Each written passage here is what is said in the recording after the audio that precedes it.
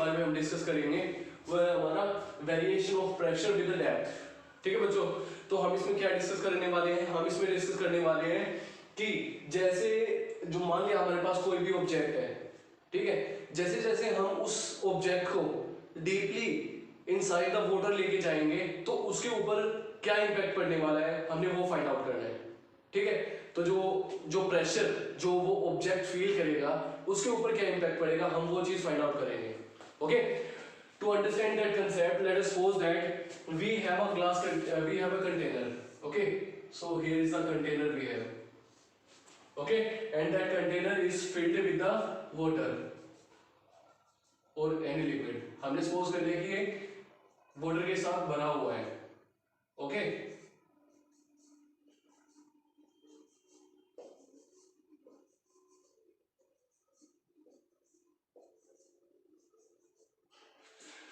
ठीक है बच्चों, तो ये हमारा क्या है, ये हमारा बकेट लेवल है। ठीक है, तो हमने सपोज कर लिया कि ये इनिशियली जो हमारा वाटर है वो इक्विलिब्रियम कंडीशन में है। तो अगर हमारा जो वाटर है वाटर इक्विलिब्रियम कंडीशन में है तो पर यूनिट वॉल्यूम जो भी हमारा पार्टिकल होगा ना, ठीक है, वो भी क्या होगा, वो भी हमारे इक्विलिब्रियम में होगा। मतलब हर एक जो पार्टिकल होगा ना लिक्विड के अंदर वो भी क्या होगा, इक्विलिब्रियम में होगा। तो हमने सपोज कर लिया कि हमने ना यहाँ पे कुछ हाइट पे या कुछ डेप्थ पे हमने ना कोई एक ऑब्जेक्ट रखा हुआ है यहाँ पे। तो हमने सपोज कर लिया कि हमारे पास ये कोई ऑब्जेक्ट है, ठीक है, जो हमने रखा हुआ है। तो जो हमारा ये सरफेस लेवल है वहां से लेके यहाँ तक की जो हाइट है ना वो हमने सपोज कर ली, let us suppose that it is equal to h we have. Okay, and let us suppose that delta h क्या है, delta h is the height of that object that is being immersed in this liquid. ठीक है, तो ये delta H हमारा क्या है, delta H हमारी वो हाइट है, किसकी हाइट है, इस ऑब्जेक्ट की हाइट है जो हमने इमर्स कराया हुआ है। किसमें, लिक्विड का, जो हमारा लिक्विड है ना, लिक्विड के अंदर हमने इसको इमर्स कराया हुआ है। ओके, अब यहाँ पे देखो, यहाँ पे क्या है, हमारा एटमॉस्फेयर है ना, तो एटमॉस्फेयर क्या करेगा, एटमॉस्फेयर इसके ऊपर एक प्रेशर एक्सर्ट करेगा that will be equal to P1. Okay, so some force will be exerted on that object from the upside, ठीक है, upside to the down side, ऊपर से नीचे की तरफ। यहाँ पे है ना हमने सपोज कर लिया कि F1 is the force that will be exerted on that object from upward to downward direction. ठीक है, ऊपर से नीचे की तरफ यहाँ पे लगेगा। एंड यू नो दैट हमें पता है कि हम पहले भी इस टॉपिक के बारे में डिस्कस कर चुके हैं। जो हमारा लिक्विड होता है ना, लिक्विड भी क्या करता है, लिक्विड भी नीचे से ऊपर की तरफ एक प्रेशर एक्सर्ट करता है। Okay, so let us suppose that F2 is the force that will be exerted by the liquid onto that object in the reversed direction. ठीक है, रिवर्स किसकी रिवर्स डायरेक्शन में, F1 की रिवर्स डायरेक्शन है, उसमें हमारा F2 है वो एक्ट करेगा।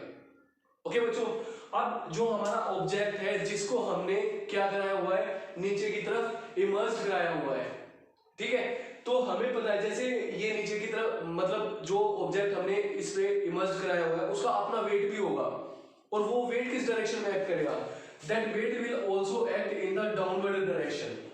ओके, तो हम क्या करेंगे, since the object is in equilibrium, तो ऑब्जेक्ट है हमारा इक्विलिब्रियम कंडीशन में है, ठीक है, तो जो नेट फोर्स इसके ऊपर एक्ट करेगा वो किसके इक्वल होगा, that will be equal to 0। Okay, तो वो किसके इक्वल होगा, F1 डाउनवर्ड डायरेक्शन में एक्ट कर रहा है, और W is also acting in the downward direction, and F2 is the force that is acting in the upward direction. Okay, so the total force will be equal to F1 plus W minus F2. Okay, and that is equal to 0. Why it is equal to 0? Because the object is in equilibrium condition, and it is the only condition when the net external force will be equal to 0. That is why it is equal to 0 we have. ठीक है, हमने इसको 0 के equal क्यों put किया, क्योंकि हमारा जो ऑब्जेक्ट था वो कहाँ है, वो इक्विलिब्रियम कंडीशन में है। इसी वजह से जो नेट फोर्स इसके ऊपर एक्ट करेगा that will be equal to 0। Okay, now you know that P1 is the pressure, P1 is the atmospheric pressure that is acting on that object. ठीक है ना, ऊपर से नीचे की तरफ जो हमारा प्रेशर एक्सर्ट होगा ना वो P1 के इक्वल है, and you can say that it is the atmospheric pressure we have that is acting on that object at particular stage. Okay, and let us suppose that P2 is the pressure that will be exerted by the liquid onto that object. Okay, तो P2 हमने क्या मान लिया, P2 हमने मान लिया कि हमारा वो प्रेशर है जो एक्सर्ट होगा इस ऑब्जेक्ट के ऊपर, ठीक है, जो लिक्विड एक्सर्ट करेगा प्रेशर इस ऑब्जेक्ट के ऊपर. Okay, and you know that the pressure is equal to force per unit area, and the force will be equal to pressure into area.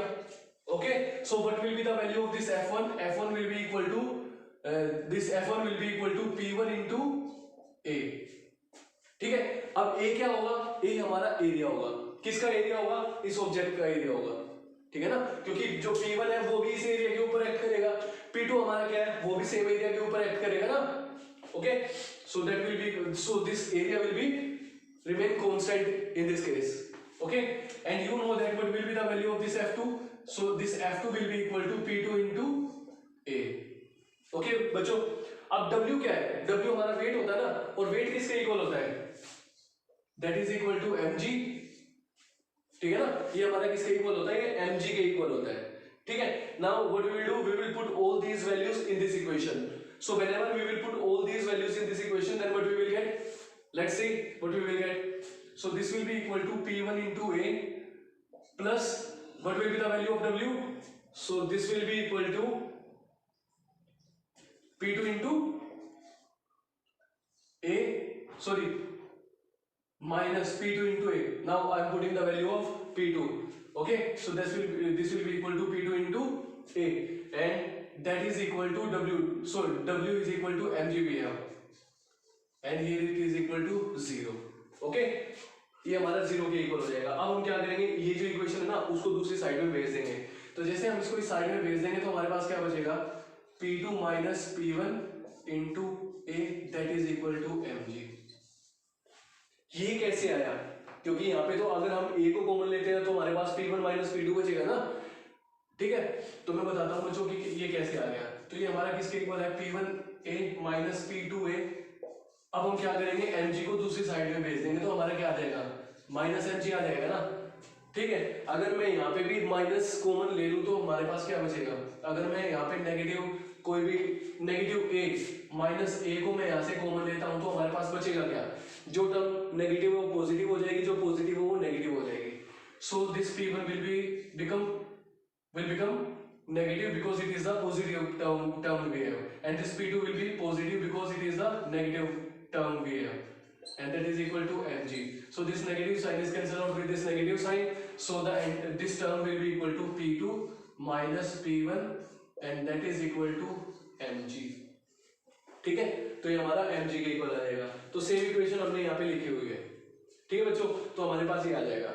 अब हमें पता है कि मास पर यूनिट वॉल्यूम क्या होती है, हमारी डेंसिटी होती है. क्या होती है, डेंसिटी. अब हमने सपोज कर लिया कि जो हमारी डेंसिटी है ना वो रो के इक्वल है. So density is equal to mass per unit volume ना. Okay, and what will be the value of mass, so it will be equal to rho into volume. Okay, अब हमें पता है वॉल्यूम हमारी किसके इक्वल होती है, एरिया इनटू हाइट के इक्वल होती है. अब यहाँ पे हाइट कितनी है, delta H, so into rho. Okay, so here is the value of mass we have. So put the value of mass in this equation. So whenever you will put the value of mass in this equation, then what you will get? So this equation will become P2 minus P1 into A, and it is equal to A into delta H into rho into G. Okay, so A is cancelled out with this A, and what this P2 minus P1 is indicating? It is indicating the difference in pressure.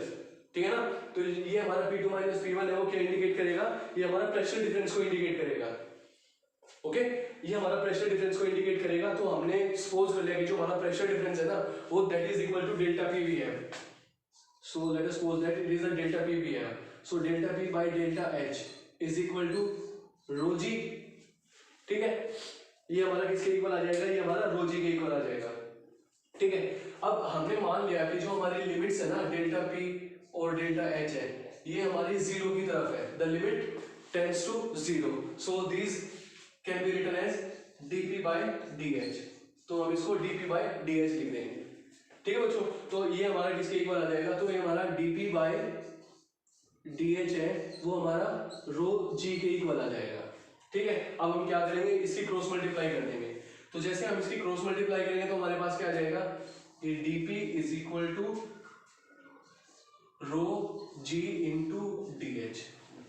ठीक है बच्चों, अब एक चीज देखो, जो हमारा pressure है वो कहां से कहां तक वेरी कर रहा है, वो P1 से लेके P2 तक वेरी कर रहा है। और जब इसकी वैल्यू P1 थी तो इसकी हाइट कितनी थी हमारी, इसकी हाइट हमारी h के इक्वल थी। ठीक है बच्चों, ओके बच्चों, अब एक चीज देखो, अब इस लेवल पे मतलब जो हमारा जो वाटर का जो सरफेस लेवल है उससे ऊपर हमारा कौन सा प्रेशर एक्ट कर रहा है, एटमॉस्फेरिक प्रेशर एक्ट करेगा ना। तो जो हमारा एटमॉस्फेरिक प्रेशर है वो कब एक्ट करेगा, जब हमारी h की वैल्यू किसके इक्वल हो जाएगी, 0 के इक्वल हो जाएगी। और जब हम उसको नीचे की तरफ डुबोना स्टार्ट कर देंगे, जो भी हमारा ऑब्जेक्ट है, जब हम उसको नीचे की तरफ वाटर में डुबोना स्टार्ट कर देंगे तो क्या होगा, तो हमारा लिक्विड है नीचे से ऊपर की तरफ एक प्रेशर एक्सर्ट करेगा कि नहीं करेगा। ठीक है, तो इसका मतलब क्या हुआ, इसका मतलब ये हुआ कि जब हमारी हाइट 0 थी ना, मतलब जब हम इस लेवल पे थे, ठीक है, तो जो इस ऑब्जेक्ट के ऊपर प्रेशर एक्सर्ट होगा वो किसके इक्वल होगा, वो हमारा एटमॉस्फेरिक प्रेशर के इक्वल होगा। सो जो हमारा प्रेशर होगा ना वो किसके इक्वल होगा, वो एटमॉस्फेरिक प्रेशर के इक्वल होगा।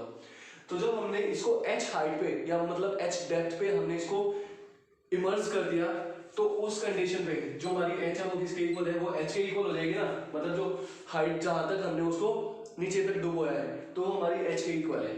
तो उस कंडीशन में जो हमारा प्रेशर है वो किसके इक्वल हो जाएगा, so that will be equal to the pressure that will be exerted by the, कौन एक्सर्ट करेगा, लिक्विड एक्सर्ट करेगा।